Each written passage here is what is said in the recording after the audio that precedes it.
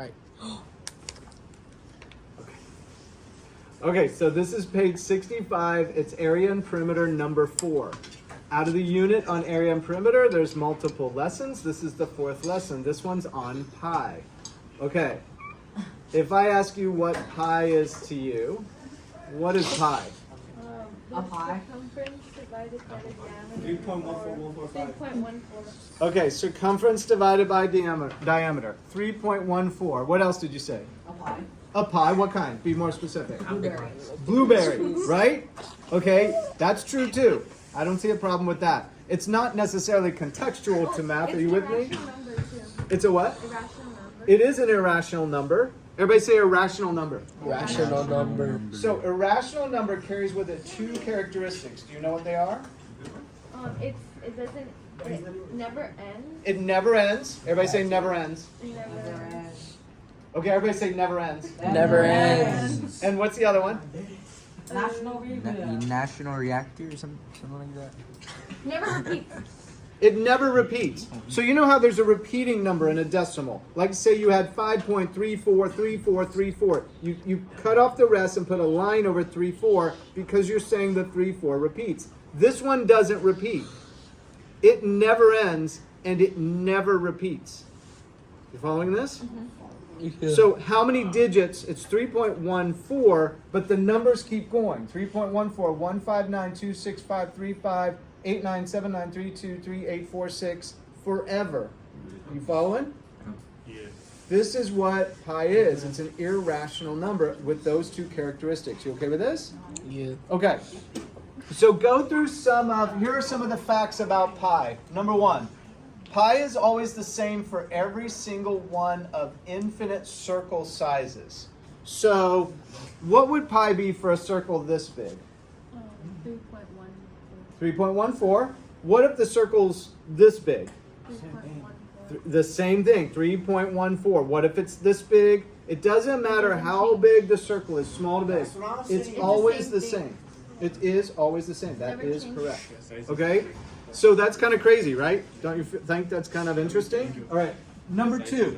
Pi is an irrational number, never ending and never repeating. It's proof of something. So, how many of you believe that everything in this world dies? No. Does everything in this world die? Of course. Yeah. Of course. Some point, yeah. Right? At some point, right?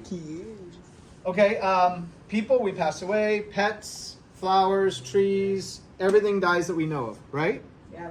Okay, but if you go to college and you study philosophy, guess what they're going to talk about in philosophy class? Everything. They're going to talk about pi. Why? Because it goes on forever. Because pi goes on forever. It's actually a proof of forever. You follow me? So all the things that you just said, everything in this universe dies that we know of. Pi does not die. It lives forever. Are you following me? Yeah. It is proof of forever. How many of you go to church? Your parents make you go to church on Sunday. Anybody? Still? Your parents like, go to church, you're going to church. Right? What do they talk about in church? God. God who lives how long? I don't know. Right? How long does God live? Forever? Forever. That's basic. Pi is I live proof forever. of forever. So we don't know what eternal life is, but could it be true? I don't know. You have to decide yourself. But pi is a proof of forever. You following this? It's something that does not die. So we know there's things that don't die out there. You follow me? How weird this is? How strange this is? Yeah. Okay. So you can think about that. Fact number 3. The Guinness Book of World Records states that Chao holds the world record for memorizing how many digits of pi? 67,400. Can you believe this number? This guy memorized 67,890 digits of pi. That's how many he memorized. It took him like days to recite it. Right? One of my other students in another class asked, did he get paid for it? The answer is no. His fame is that he gets to go into the Book of World Records, right? And his fame is doing something that I don't imagine that many people on earth can do, right? What? He memorized 67,890 digits of pi. I can do that. That's lightweight. So, I have a challenge for you. I want you to start thinking about it now while I'm going through this. Here's the challenge. I will give you bonus if you memorize 60 digits of pi. How much is the bonus? A lot. Like How much? a letter Like the size of pi. How big is pi? 3.14. That's a little. 59265. Nope. So start with the first 10 digits. 14159263535. Okay, stop there. Stop there. Just do the first 10. Here's how you memorize, right? This is how you memorize. 159266535. Okay, stop. Can you say it? 3.1253525. Not bad. I want you to practice quietly. Practice silently while I'm talking. Don't do it out loud. You got to practice to yourself while I'm going. I bet you can get at least through 20 of these if you're practicing. Okay? All right, so let's go to the next fact. The Feynman point is the name of 6 nines in the row that start, 6 nines in a row that starts at 762 digits into pi, decimal places into pi. Is this cool? 6 nines in a row. Okay? That's an interesting fact. Number 5, the number that is most commonly occurring in pi is the number 1. It occurs 10,137 times in the first 100,000 digits. Is that interesting? Maybe, maybe not. Okay, the Greek letter pi, this is the symbol for pi, it's a Greek letter, was assigned in 1706 by Williams Jones, an English mathematician, as the name of the ratio. So we call it pi, and we use the symbol P from the Greek letter alphabet pi. That was just designed by someone. They assigned it, and then we call it that from then on. They named it. All right, next. What day is Pi Day? My day. September. Someone's birthday. 14. No, it's not. Somebody already said it. Louder. What day is Pi Day? March 4th. Why is it March 14th? Because it's 3.14. Because March is the 3rd month, and in the 14th day, you get 3.14. You following it? Yeah, and then you get Crazy, free I don't know. grocery shop. Is this for real? There's a lot, like in middle school, your teachers might have had celebrations, they might have passed out pie, etc. No? Hey, can we have that? Potentially. Let's have that, mister. So if you guys remember in March, maybe we can organize something. Alright. I'll be interested in Say that. less. All right, ready for this one? March 14 is also the birth date of Albert Einstein, who was born in 1879. What do you think of that? Right? Destiny, right? Nice. Okay, fact number 8.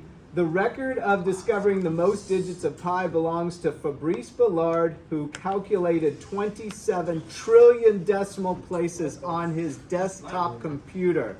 Oh, look, I'm doing the pie test.